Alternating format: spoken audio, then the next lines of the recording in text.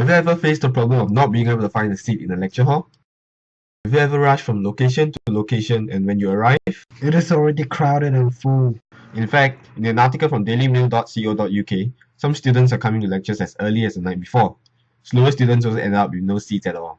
Here is a problem tree showing the causes and symptoms of why you are not able to get a seat. We will explain the illegal and gap symptoms in detail. First of all, the illegal problem. You enrolled late and you ended up with a bad timetable. After checking out the other streams, you then jump back to bed happily. This is the illegal problem, where students do not go for lessons of their own streams. And then we have the gap problem.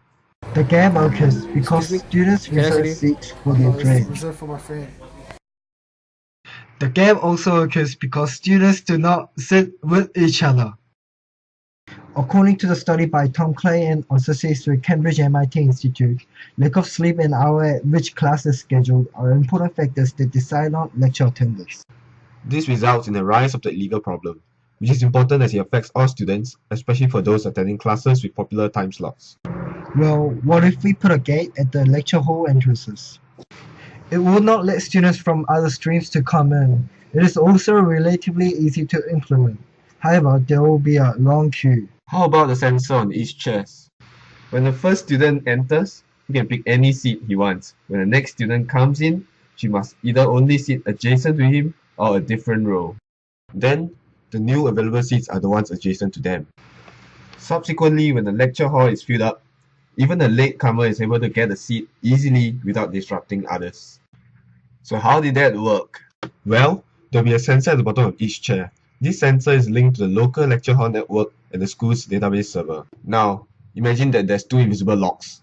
When you tap your student ID to the sensor, you'll first check if the seat is available. Then, a check is done with the school's database server to verify if you are in the right stream. If both conditions are met, the chair will be unlocked and you can put it down to sit. This will cost more and is complex to implement when compared to the gate solution, but it solves both the gap and illegal problem without causing congestion. Lecturers can disable the locks manually. Only one student ID card can unlock one seat per lecture. This to prevent students from unlocking seats for their friends. Students with valid reasons can email the lecturer in advance to be placed in an exception list. Lastly, the chairs are auto-locked once it flips back up. Students are guaranteed a seat in their own streams. Lecture halls are better utilized because students attend their own lecture streams. Lecturers should see a decrease in students sitting on steps or on the ground. Within 1 month of implementation, this number should be 0. So, No more illegal students. no more disruptions. No more reminders to cover up the gaps. No more hunting for seats.